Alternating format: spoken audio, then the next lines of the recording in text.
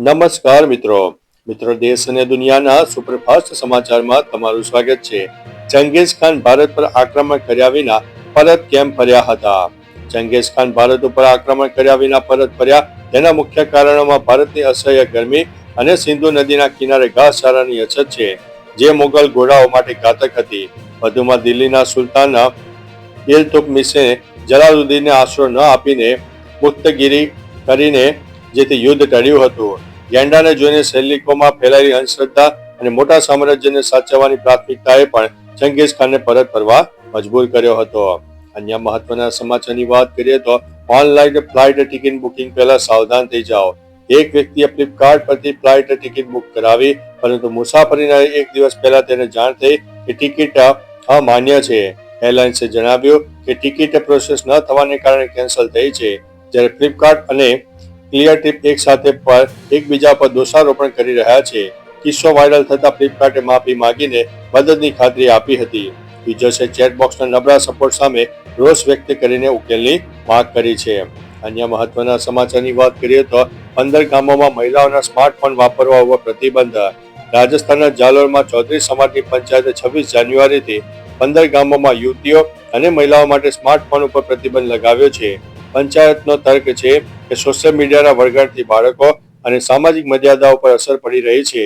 જો કે વિદ્યાર્થીનીઓ ઘરમાં અભ્યાસ માટે ફોન વાપરી શકશે, પણ ઘરની બહાર લઈ જઈ શકશે નહીં। આ આધુનિક યુગમાં આવા નિર્ણયથી ભારે ટીકા થઈ રહી છે।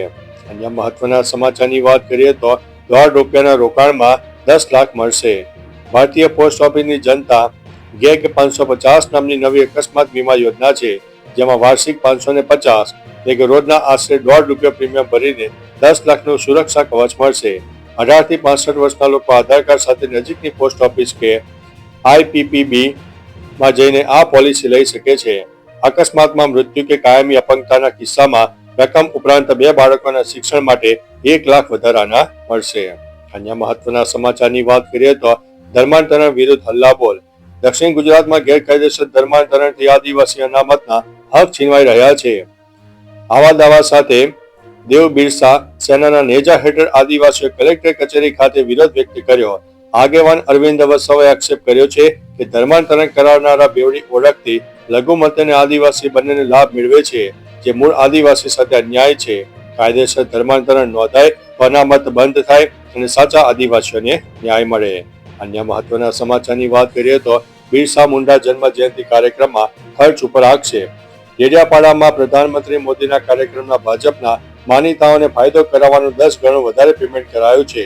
ડોમ, મંડપ અને સ્ટેજનું પેમેન્ટ 3 તબક્કામાં ચૂકવાયું છે, જેટલામાં 5 સેટ આવી જાય।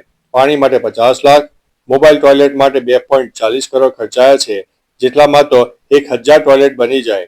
ચૈતર વસાવાએ આરોપ લગાવ્યો છે કે પીએમની સભા માટે 22 કરોડ ખર્ચો કરી નાખ્યો છે। અન્ય મહત્વના સમાચારની વાત કરીએ તો સુરતમાં 7 વર્ષની દીકરીના દીક્ષા મામલે નવો વળાંક। માતા નીતાબેન દોશીએ કોર્ટમાં એફિડેવિટ રજૂ કરીને જણાવ્યું છે કે તેઓ દીકરીને દીક્ષા ન આપવા માંગે છે અને આ નિર્ણય પિતા અને સાધ્વીઓનો છે। આ એફિડેવિટથી કેસમાં નવું તથ્ય સામે આવ્યું છે। ચાઇલ્ડ વેલફેર કમિટી અને કોર્ટમાં આ મુદ્દે સુનાવણી ચાલુ છે। અન્ય મહત્વના સમાચારની વાત કરીએ તો પાલનપુરમાં ઠાકોર સમાજની બેઠક મળી। બનાસકાંઠાના પાલનપુરમાં ઠાકોર સમાજની બેઠક સાંસદ જ્ઞાનીબેન ઠાકોર અને ધારાસભ્ય કેસાજી ઠાકોરની આગેવાનીમાં યોજાઈ ગઈ। બેઠકમાં સમાજના રીત રિવાજોમાં સુધારા, કુરિવાજો અને અંધશ્રદ્ધા દૂર કરવા પર ચર્ચા થઈ। ભાગીને લગ્ન કરીને માતા પિતાની સહી ફરજિયાત, વાસણ અને ઓઢામણા પ્રથા અને મરણમાં જમા પ્રથા બંધ કરવા પર ભાર મુકાયો છે। જ્ઞાનીબેન ઠાકોરે જણાવ્યું છે કે ગુજરાત સરકારે અંધશ્રદ્ધા વિરુદ્ધ બિલ પસાર કર્યું છે। અન્ય મહત્વના સમાચારની વાત કરીએ તો પોલીસના કર્મચારીઓ માટે સૌથી મોટી જાહેરાત। ગુજરાત પોલીસ લોકરક્ષક કેડરની 13,591 જગ્યાની મેગા ભરતીમાં પસંદગી પામેલા ઉમેદવારોને પોસ્ટિંગ માટે ઓપ્શન આપવામાં આવશે। મેરિટ અને આપેલા ઓપ્શનના આધારે શક્ય હોય ત્યાં સુધી ગમતી જગ્યા પર પોસ્ટિંગ મળી શકે છે। આ વ્યવસ્થાથી ઉમેદવારોને તેમની પસંદગીની જિલ્લા કે યુનિટમાં નિમણૂક મળવાની સુવિધા થશે। ભરતી પ્રક્રિયા પૂર્ણ થયા પછી આ ઓપ્શન ફોર્મ ભરવાની પ્રક્રિયા શરૂ થશે। અન્ય મહત્વના સમાચારની વાત કરીએ તો કૃતિ સેનનની બહેનના લગ્ન 11 જાન્યુઆરીએ થશે। અભિનેત્રી અને ગાયિકા નુપુર સેનન અને પ્રખ્યાત ગાયિકા સ્ટેબીના બેનના લગ્ન અંગેની ચર્ચા વચ્ચે નવો અહેવાલ આવ્યો છે। બંને 11 જાન્યુઆરી ઉદયપુરમાં લગ્ન કરશે. આ ખાનગી પ્રસંગ હશે, જેમાં માત્ર પરિવારજનો અને નજીકના મિત્રો હાજર રહેશે. કડક સુરક્ષા વ્યવસ્થા ગોઠવવામાં આવશે. પરિવારે હવે લગ્નની તારીખ 11 જાન્યુઆરી નક્કી કરી છે અને લગ્નનો ઉત્સવ 3 દિવસ ચાલવાનો છે. અન્ય મહત્વના સમાચારની વાત કરીએ તો 22 માઓવાદીઓએ આત્મસમર્પણ કર્યું છે.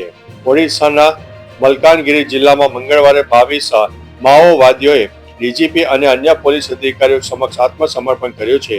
તેમની પાસેથી મોટી માત્રામાં વિસ્ફોટકો અને હથિયારો મળી આવ્યા છે.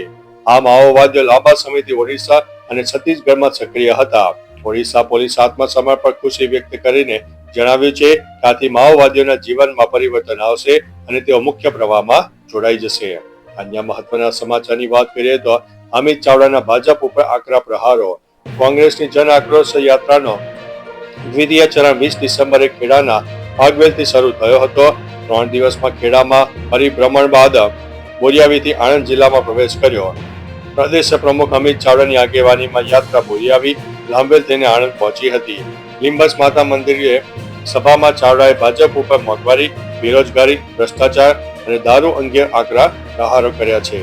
અન્ય મહત્વના સમાચારની વાત કરીએ તો 26 સિનિયર IAS અધિકારીની ટ્રાન્સફર. 26 IAS અધિકારીનો ટ્રાન્સફરનો ઓર્ડર આવી ગયો છે. સંજીવ કુમારની CMOમાં પ્રિન્સિપાલ સેક્રેટરી તરીકે નિમણૂક થઈ છે. સંજીવ કુમારને વન પર્યાવરણના પ્રિન્સિપાલ સેક્રેટરી તરીકે ટ્રાન્સફર કરીને મુખ્યમંત્રી પ્રિન્સિપલ સેક્રેટરી બનાવ્યા છે. આ ઉપરાંત સંજીવ કુમાર પાસે ગૃહ વિભાગના પ્રિન્સિપલ સેક્રેટરી તરીકેનો વધારાનો અહેવાલ પણ રહેશે અને તેઓ મુખ્ય સચિવ MK દાસને રિલીવ કરશે. ચાલો મિત્રો, ફરીથી દેશ અને દુનિયાના સુપરફાસ્ટ સમાચાર લઈને મળતા રહીશું. ત્યાં સુધી અમને રજા આપશો. નમસ્તે.